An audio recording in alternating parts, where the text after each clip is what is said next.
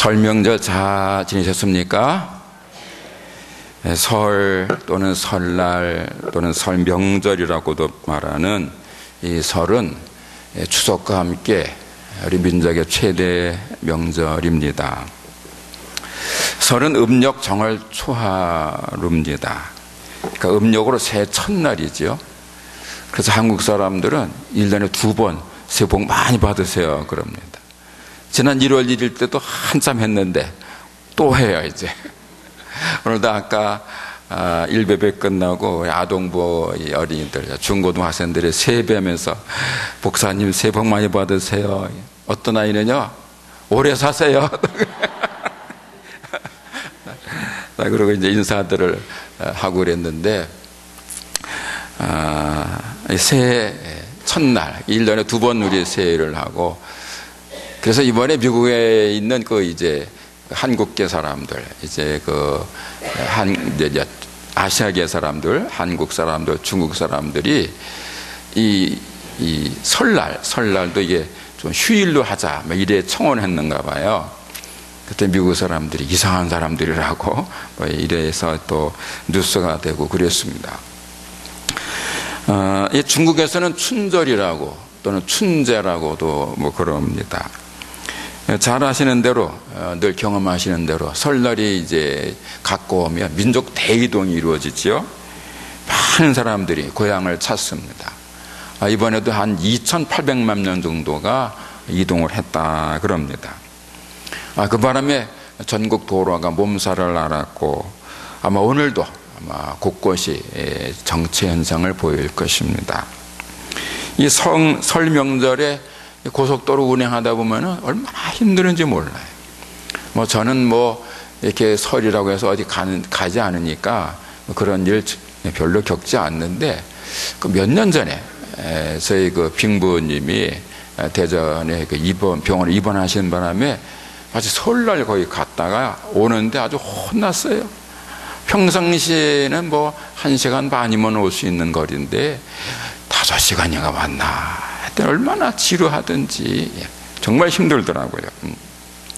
한 2시간, 3시간이면 갈 만한 거리를 5시간도 가고 7시간도 가고 10시간도 가면 얼마나 힘들겠어요. 짜증도 나고 또 그러다가 사고도 나고 그러지요. 이 설 명절에 이 고향집 찾아가고 찾아오는 것은 매우 힘든 일입니다. 그럼에도 불구하고 사람들이 또 가고 또 가고 그럽니다. 귀성 전쟁으로까지 불리는 이런 한국의 이 설날 귀성, 이거 없어지지 않을 거예요.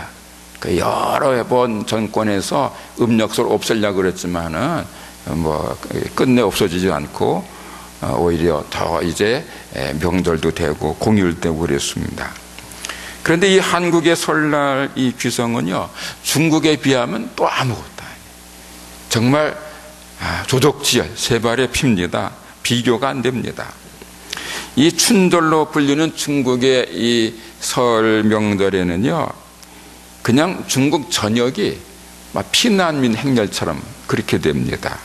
그냥 기차가 그냥 꽉 차서 통로까지 꽉 차서 서서 그러고 가는데 한두 시간 가는 게 아니고 이틀, 3일, 4일씩 며칠씩 그러고 갑니다. 중국의 땅덩어리가 워낙 크다 보니까 이쪽 끝에서 저쪽 끝까지 가려면 비행기라고 하면 하루면 가지만은 이게 자동차로 가려면 열흘씩 이상 걸리고 기차로 가도 닷새씩 가고 그런단 말이지요. 그런데도 불구하고 그렇게 사람들이 찾아가는 거예요. 저는 그게 잘 이해가 안 갔어요. 아니 그렇게 닷새씩 가고 또 닷새 오고 그래서 그냥 이 명절 세느냐고 그냥 열흘 20일을 고생을 이렇게 하는가. 그랬더니 알고 보니까요 이 중국에 이제 가는 사람들이 농촌에서 이제 도시로 살러 가가지고 살다가 1년에 한 번 부모 만나러 가는 거예요. 또는 1년에 한 번 자식 만나러 가는 거예요. 그러니까 부모 자식이 이렇게 헤어져 살다가 1년에 한 차례 이 춘절 때 만나는 거예요. 그러니까 1년에 한 번 아들, 딸 만나고 아버지, 어머니 만나고 형제 만나야 되니까 그렇게 길을 쓰고 가는 거예요. 그렇게 고생을 하면서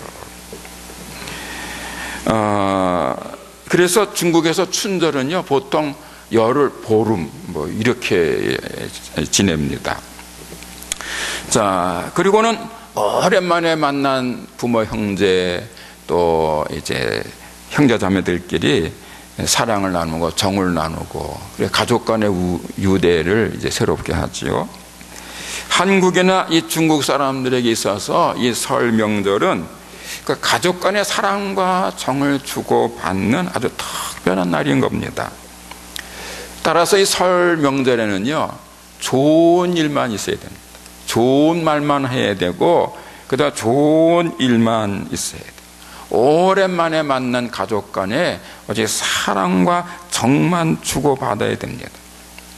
모처럼 만났는데 1년에 한 번 만났는데 말을 막 해서 상처를 주거나 또는 뭐 얼굴 붉히고 싸우거나 그러는 것은 절대로 안 되지요. 그것은 불행입니다. 비극입니다. 절대 일어나서는 안 되는 거예요. 명절에는 좋은 일만 있어야 돼요. 그런데 그게 쉽지 않은가 봅니다. 사람이 많다 보니까 별일들이 다 생겨요. 그래서 이 기쁘고 즐겁고 행복해야 할 설 명절에 아주 안타까운 일도 생기고 기가 막힌 비극도 벌어집니다. 이미 뉴스에 나와서 다 아는 이야기입니다만은 지난 금요일 낮에, 그러니까 설날입니다. 설날 낮에 인천에 사는 황모 씨, 51살 되었답니다. 이 사람이 아들, 25살 된 아들에게 김포에 있는 할머니한테 세배 가자 그랬는데 이 아들이 싫다고 거절을 했어요. 그러니까 아버지가 야단쳤겠지요. 그러니까 또 이 아들은 또 아버지한테 대들었습니다. 그러니까 이 아버지가 화가 나가지고 칼 들고 나와서 찔렀어요. 7군데나 찔렀답니다. 그래서 병원으로 옮겼는데 죽었습니다. 또 아버지도 또 그 싸우는 과정에서 다쳐서 입원을 했습니다. 부인이 그 앞에 있었는데 말리지도 못하고 그냥 엉겹결에 당했습니다. 한순간에 화를 참지 못하는 바람에 한 가정이 그냥 깨진 거예요. 아들 죽었습니다. 이제 아버지는 아들을 죽인 죄로 감옥에 가게 되었습니다. 그리고 부인은 그 남편이 아들을 죽이는 끔찍한 모습을 보았어요. 이제 앞으로 남은 생에는 날마다 악몽에 시달릴 것이 분명합니다.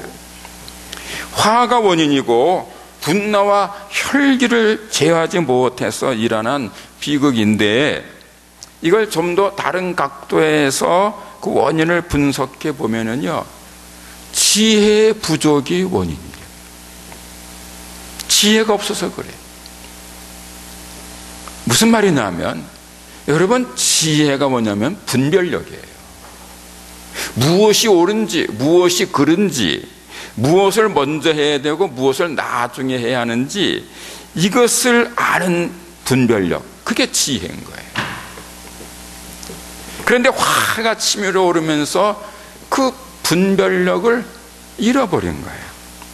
그래서 앞뒤 생각하지 않고 칼을 휘둘러서 내가 낳고 길렀던 아들을 죽게 만든 겁니다. 그날 사고를 저지른 그 황모 씨에게 분별력이 있었다면 어머니에게 세배 가는 것도 중요하지만 그보다는 아들의 생명이 더 소중하다는 것을 그 시간에 기억하고 있었다면 결코 비극은 일어나지 않았을 겁니다. 그런데 화와 분노가 그 분별력을 이게 억누르는 바람에 한 가정이 파괴되는 비극이 벌어진 거예요. 여러분, 삶이 평안하기 위해서는, 그리고 그 삶이 평탄하기 위해서는 먼저 지혜가 있어야 돼요. 분별력이 있어야 하는 것입니다. 특별히 성공적인 삶을 살기 위해서, 또 성경적인 삶을 살기 위해서는 이 삶의 우선권, 무엇이 먼저고 무엇이 나중이고 무엇이 중요한지를 잘 파악하고 실천하는 이 분별력이 절대적으로 중요한 거예요. 어느 것이 더 중요한지를, 그리고 무엇을 먼저 해야 하는지를 잘 아는 지혜가 절대적으로 중요한 것입니다. 여러분, 속담 중에 이런 말이 있어요. 걷지도 못하는 놈이 뛰기부터 한다. 걷지도 못하는 놈이 뛰기부터 한다. 아니, 걷지 못하는데 어떻게 뛸 수 있겠어요? 뛰고 싶으면 먼저 잘 걷는 훈련을 해야 돼요. 잘 걸어야 비로소 뛸 수 있는 거거든요. 그런데 걷지도 못하는 놈이 뛰려고 그래요. 이게 무슨 이야기냐 하면, 일의 순서의 중요성, 삶의 우선순위의 중요성을 모르는 사람들을 가르치는 옛사람들의 지혜인 겁니다. 그러므로 여러분, 인생을 잘 살기 위해서는요, 이 일의 순서를 잘하는 것이 중요해요. 삶의 우선순위를 잘 정하는 것, 그게 필요한 거예요. 세속적인 삶이 성공적으로 이루어지려면 이 삶의 우선순위를 잘 알아야 돼요. 그래야 모든 일이 아주 효과적으로, 효율적으로 잘 이루어질 수 있는 거예요. 여러분, 그 가정에서 뭐 밥을 하고 뭐 청소를 하고 이런 것도 다 순서대로 해야 이게 쉽지, 순서를 모르고 제멋대로 하면 이게 어렵습니다. 뭐 회사에서 일을 할 때도 그렇고 학교에서 공부할 때도 그렇고 무엇을 하든지 이게 일의 순서가 있단 말이지. 그 순서를 잘 알아서 그 순서대로 하면 그 순조롭게 이루어지는데, 이걸 몰라가지고 나중 할 건 먼저 하고 먼저 할 건 나중 하면 이게 뒤죽박죽이 돼가지고 일을 그르친단 말이에요. 그러니까 세속적인 삶이 성공적으로 이제 이루어지려면 순서를 잘 알아야 돼요. 영적 삶도 똑같아요. 신앙의 삶도 똑같아요. 영적인 삶, 신앙적인 삶이 잘 이루어지려면 삶의 우선순위를 잘 알아야 돼요. 삶의 우선권이 뭔지를 잘 알아야 되는 겁니다. 그래서 오늘 말씀이 중요한 겁니다. 오늘의 본문 말씀은 그리스도인의 삶의 우선권에 대한 예수님의 말씀입니다. 예수님께서 산상수훈을 말씀하는 중에 하신 말씀이에요.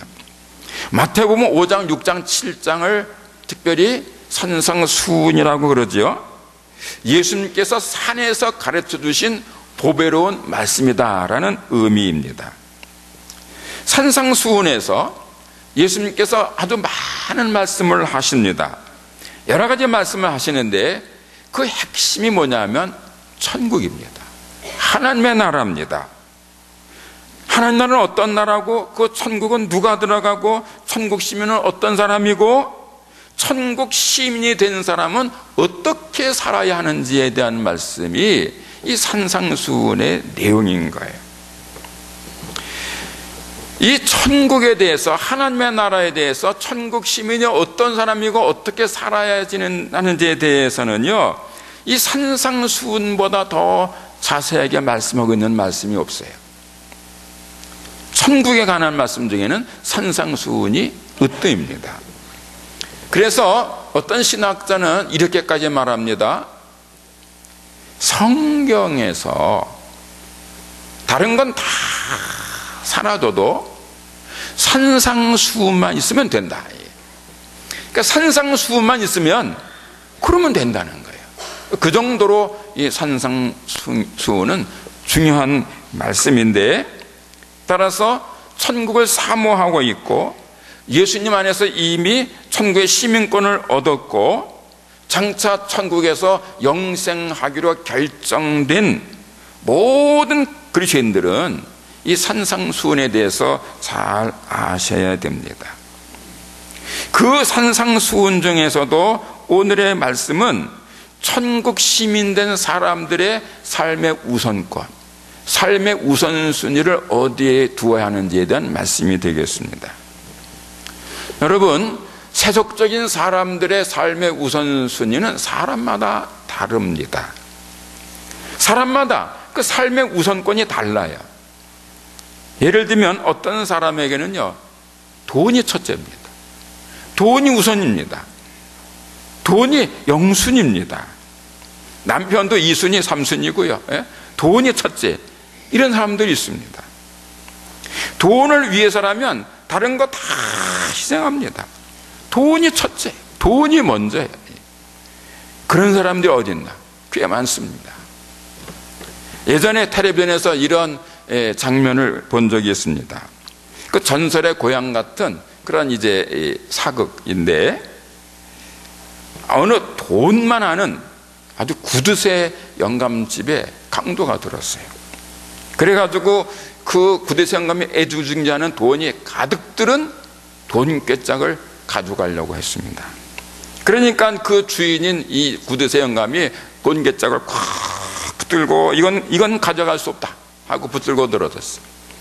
그러니까 이 강도가 이거 놓지 않으면 죽이겠다, 살고 싶으면 빨리 손 놔라.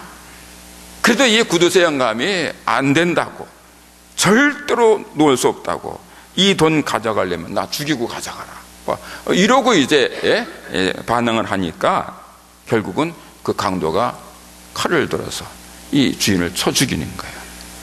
그리고는 그 돈꾀짝을 들고 갔습니다. 제가 그 장면을 보면서, 야, 저렇게 어리석을 수가 있나, 드라마지만 참 어리석다, 이런 생각을 했습니다. 그 드라마의 구두쇠 영감은요, 자신의 생명보다 돈을 더 귀중하게 여기다가 하나밖에 없는 생명을 잃어버린 거예요. 비록 드라마에 나오는 장면이지만 얼마나 어리석은지 그 어리석은 사람을 잘 보여주고 있는데, 세상에는요 그런 사람 많아요. 여러분, 돈 때문에 부부관계가 깨지고 부모 자식 관계가 깨지고 형제 자매가 깨지고 친구 사이가 깨지는 경우가 얼마나 많은지 모릅니다. 여러분, 돈이 귀중하고 소중한 것이지만은 생명보다 더 소중할 수는 없습니다. 생명보다 돈을 더 소중히 여기는 사람은 결코 지혜자라고 말할 수 없습니다. 생명이나 사랑보다 권세나 명예를 더 귀중하게 여기는 사람도 역시 지혜자일 수 없습니다. 세상에 생명보다 더 귀중한 것이 없습니다. 사랑보다 더 소중한 것이 없습니다. 생명은 천하보다 귀한 것이고 사랑은 영원한 것입니다. 그러므로 생명을 소중하게 여겨야 되고, 사랑을 귀하게 여겨야 되고, 믿음을 참으로 귀하게 여겨야 돼요. 그런데 세상 사람들 중에는 돈이나 권력이나 명예 같은 이 형이하학적인 것들을 생명, 믿음, 사랑, 가족, 친구, 의리보다 더 귀하게 여기는 사람들이 생각보다 많아요.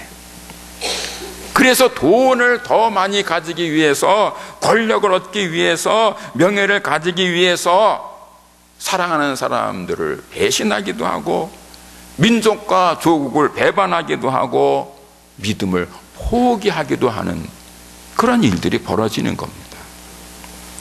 세상 사람들 중에는 그런 세속적인 것들에다가 삶의 우선권을 두는 사람들이 많이 있습니다.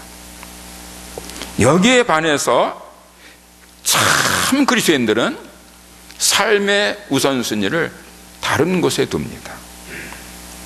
물론 그리스도인들하고 다 같지는 않습니다. 그리스도인들 중에도 믿음이 약한 사람은 다릅니다만, 그러니까 같은 그리스도인들도 그 사람의 믿음의 깊이에 따라서 삶의 우선순위가 다릅니다만은, 정말로 진심으로 예수님을 사랑하고 그 예수님의 뜻에 순종하기를 힘쓰는 성숙한 그리스도인들은 영적인 것, 신앙적인 것에 삶의 우선권을 두고 삽니다. 오늘의 본문 33절 말씀 그대로 먼저 그의 나라와 그의 의를 구하는 거예요. 하나님의 나라와 하나님의 의가 먼저인 거예요. 다른 말로 표현하면 참으로 신실한 그리스도인은 자신의 삶의 자리에서 언제나 하나님이 첫째입니다. 예수님이 첫째입니다. 교회가 먼저입니다.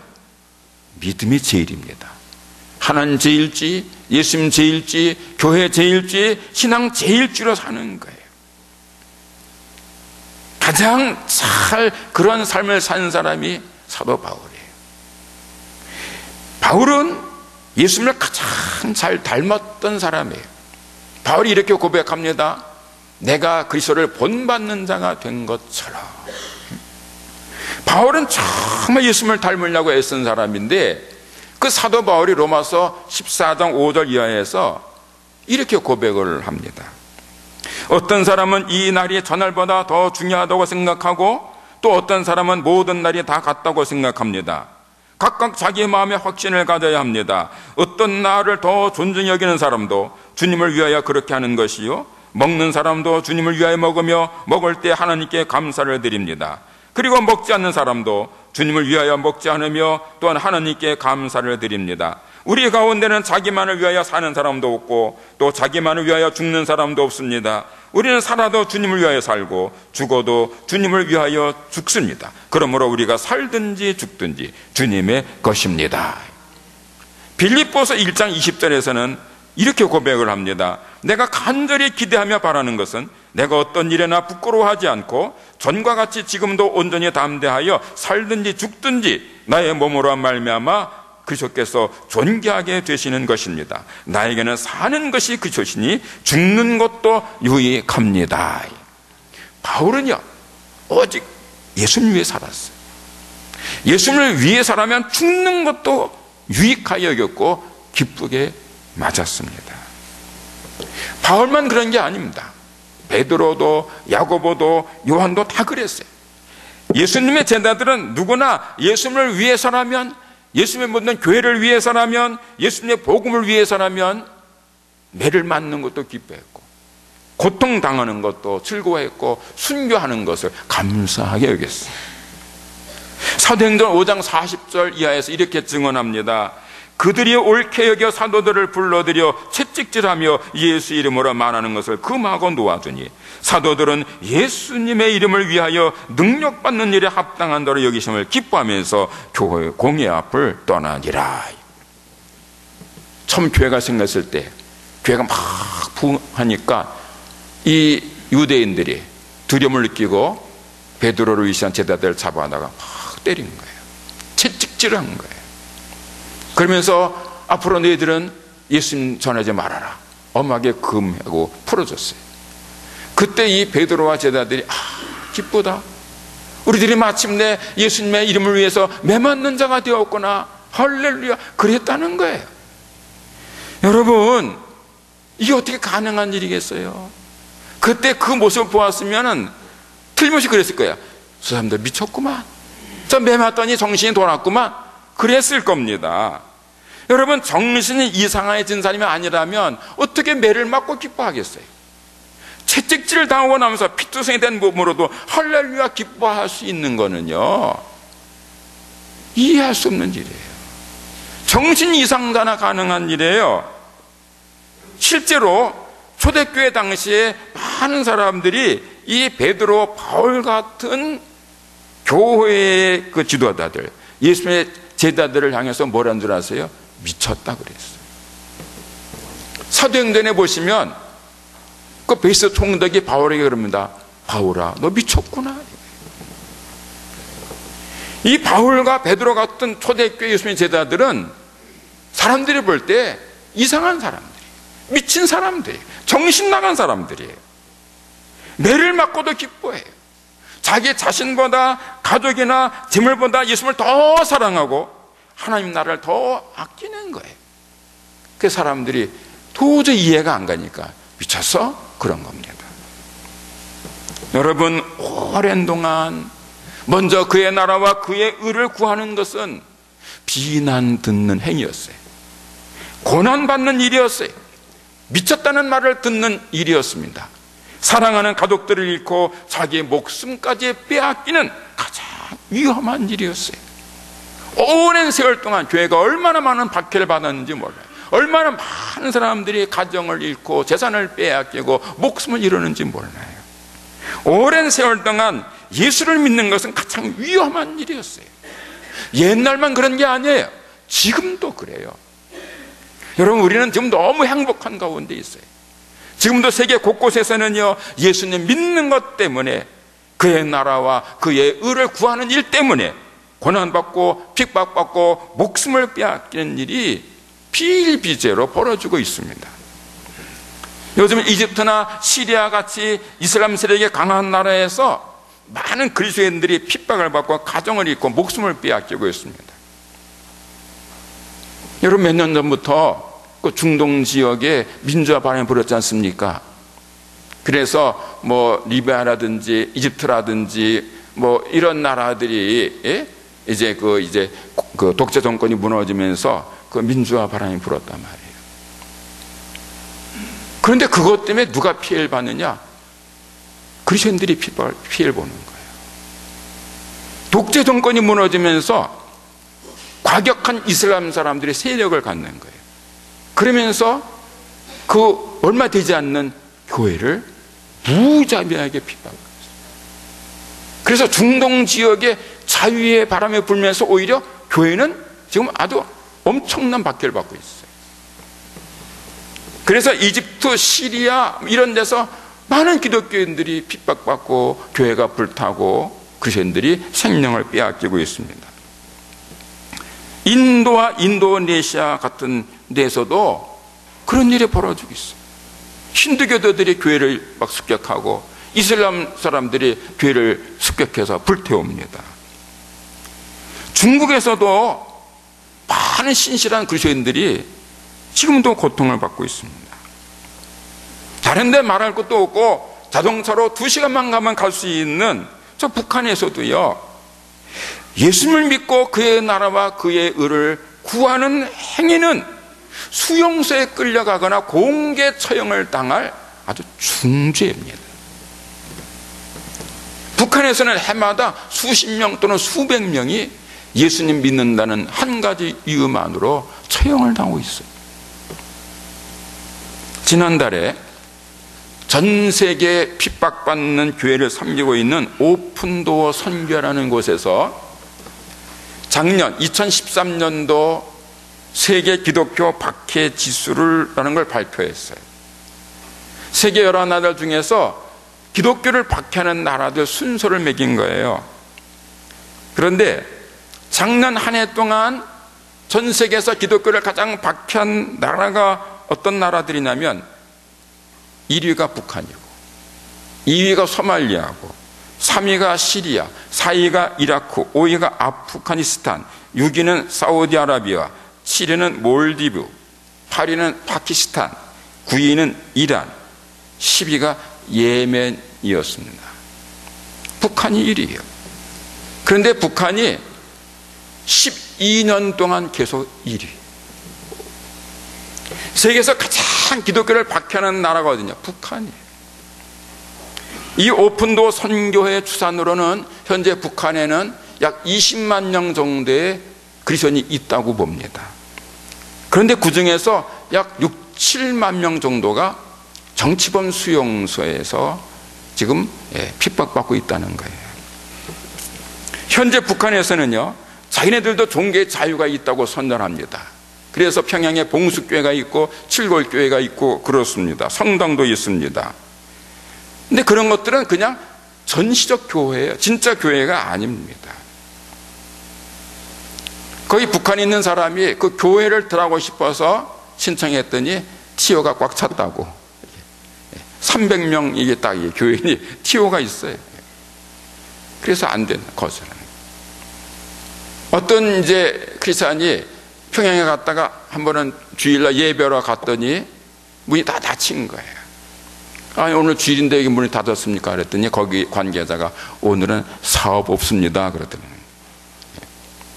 그리고 전도사라는 사람이 하는 말이 김일성이 하나님입니다. 이래. 그러니까 그 북한에 있는 봉숙계, 칠곡계 이런 것들은 다 위장교회예요. 참교회가 아니에요.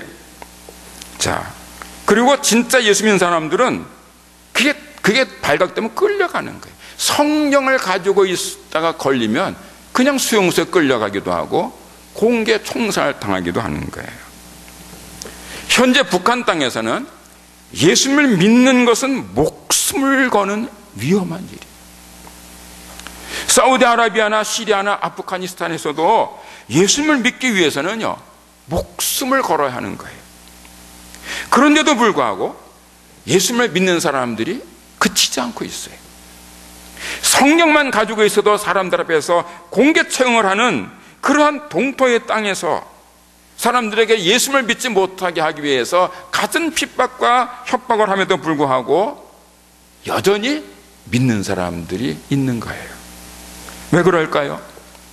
그렇게 엄청난 박해가 계속되는 데에도 어떻게 해서 믿는 사람들이 그치지 않고 계속되고 있을까요? 여러분, 이걸 우리가 잊지 말아야 될 것은 아무리 엄청난 핍박과 고난이 있어도 교회는 없어지지 않아요.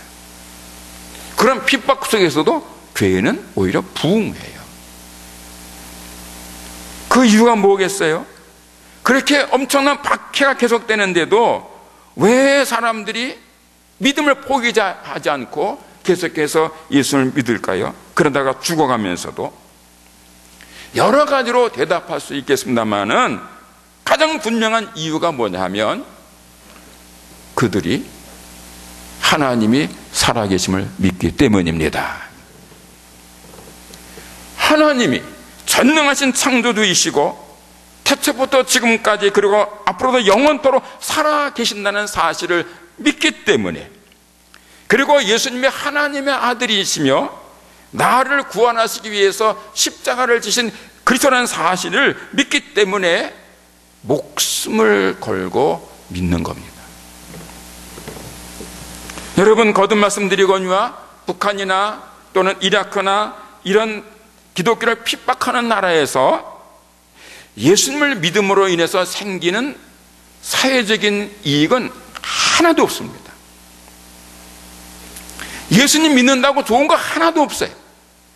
그런 나라에서는 예수님을 믿는 것은 세상적으로 손해이지 이익이 아니에요. 잘못 걸리면 가정에 풍리박산되고 목숨을 잃어요. 그런데도 그들이 왜 목숨을 걸고 예수님을 믿는가? 하나님께서 살아계심을 믿기 때문이고 예수님께서 자기를 사랑하심을 믿기 때문입니다. 사람이 어떤 경험이나 사건을 통해서 하나님이 살아계신다는 사실을 체험하거나 예수님의 십자가 사랑에 온몸으로 깨달아지면 그때부터 그는 예수님을 위해서 목숨을 걸 수 있는 거예요. 여러분, 그럴 것 같지 않습니까? 살아계신 하나님을 만났어요. 예수님을 만났어요. 어떤 영적인 경험을 통해서 천국과 지옥을 경험을 했어요. 그러면 그때부터는 하나님을 위해서, 예수님을 위해서, 하나님의 나라와 의를 위해서 목숨을 걸 수 있는 거 아니겠어요? 20세기의 위대한 전도자라는 썬다싱이 아주 좋은 예가 되겠습니다. 이 썬다싱은 인도 사람입니다. 1889년에 태어났습니다. 아주 열렬한 시크 교도들인 부모들에게서 자라났습니다. 이 시크교가 뭐냐 하면 힌두교와 이슬람교를 이렇게 좀 섞은 그런 이제 힌두교 한 분파입니다. 근데 이 시크교는 좀 상당히 과격한 면이 있어요. 이 시크교도의 남자들은요, 다 수염을 기릅니다. 수염 깎으면 안 됩니다. 남자들은 다 수염을 기르고 있고, 시크교도들의 남자들이 한 상징이 또 하나 있는데 그게 뭐냐면 단검입니다. 단검. 이 반달명 단검을 다 허리에 차고 있어요. 그래서 수염 기르고 있고 단검 차고 있으면 그 시크교도입니다. 여차하면 그냥 휘두르는 겁니다. 그 상당히 이 사람들은 세요. 그래서 이 시크 교도는 아주 이 과격한 면이 없잖아 있는 그런 이제 신앙인데, 이 선다싱의 부모가 그 시크 교도 중에서도 열심히 있는 신앙인들이었어요. 그래서 이 선다싱은 어릴 적부터 이 시크교를 열심히 믿었습니다. 그런데 아무리 믿어도 마음에 평안이 없는 거예요. 영적 위로가 없는 거예요. 구원의 확신이 없는 거예요. 그래서 영적으로 늘 방황을 했어요. 거기다가 이 사람은 또 학교를 미션 스쿨을 들어갔어요. 어떻게? 그런데 그 미션 스쿨에 들어가서 공부를 하는데 이걸 거부를 하는 거예요. 성경을 찢어버리고 예수 믿는 아이들을 핍박하고 그랬습니다. 아주 예수라면 치를 떠는 그런 학생이었습니다. 그런데 아무리 자기가 시크교를 열심히 믿어도 구원의 확신이 없고 영혼의 평안이 없으니까 늘 방황하다가 한번 이런 결심을 했어요. 내가 정말 목숨을 걸고 기도해서 신을 만나야 되겠다. 그래가지고 어느 날을 이렇게 기도했습니다. 만약에 이 우주에 정말로 신이 계시다면 저를 한번 만나주세요. 제게 계시해 주세요. 그렇지 않으면 저는 죽겠습니다. 살 가치를 느끼지 못합니다. 자살하겠습니다. 그리고는 나를 정해서 밤새도록 기도를 한 거예요. 우주에 정말 신이 있다면 좀 나를 한번 만나게 해달라고 그렇게 간절히 기도했는데 응답이 없는 거예요. 밤이 다 새벽이 오도록 응답이 없는 거예요. 그래서 이 선다싱이 이제 오늘은 내가 죽는 날이구나, 내 생이 끝나는 날이구나, 이렇게 생각을 했어요. 그래서 이제 새벽에 그 지나가는 첫 열차에 뛰어들어가도 자살하려고 마음을 먹고 내가 이렇게 내 인생이 끝나게 되었구나 하고 슬픈 마음을 갖고 이제 기도를 하는데 새벽 4시 반쯤 되었답니다. 어느 순간 이 선다싱이 기도하고 있던 그 방안이 환하게 빛나는 거예요. 아주 환하게 빛나더니 거기서 한 분이 나타나서 이렇게 말하더랍니다. 선다싱아, 너는 왜 나를 핍박하느냐? 나는 너와 인류를 위해서 십자가에서 내 목숨을 버려노라. 마치 옛날에 바울에게 나타나셔서 바울아, 사울아, 사울아, 왜 내가 나를 핍박하느냐 그러셨던 것처럼 그 예수님이 나타나셔가지고 선다싱아, 너 왜 나를 핍박하느냐? 나는 너와 인류를 위해서 십자가 위에서 내 생명을 버렸단다. 이렇게 말씀하시는 거예요. 선다싱은 그 예수님 앞에 고꾸라지고 말았습니다. 그리고는 그 이후 오직 예수님을 전하는 일에 남은 생을 바쳐요. 이 선다싱이 얼마나 열심히 예수님을 전했던지 이 가정이, 집안이 난리가 난 거예요. 이 아주 열렬한 시크 교도 집안에서 이 배신자가 나타난 거예요. 그러니까 막 이런 말 저런 말로 설득도 하고 협박도 하는 거예요.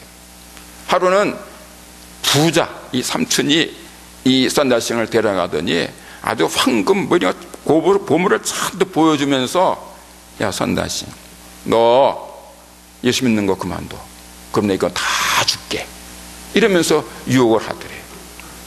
그래도 그걸 거절하고 계속 믿었어요. 그러니까 나중에는 이 가족들이 아니면 죽인다고 협박을 했어요. 그래도 끝까지 예수님을 믿었어요. 나중에는 어떤 일이 벌어졌냐면 이 선다싱이 끝까지 예수님을 믿는다고 그러고 전도로 다니니까요, 선다싱을 낳고 길렀던 어머니가 선다싱이 먹는 밥에다 독약을 다 넣었다는 거예요. 다른 사람은 다 그래도 어머니만큼은 아들을 지켜줘야 되는데 나를 낳고 길러주는 어머니가 나 죽으라고 밥에다 독약을 넣은 걸 알고 그 길로 집을 나간 거예요.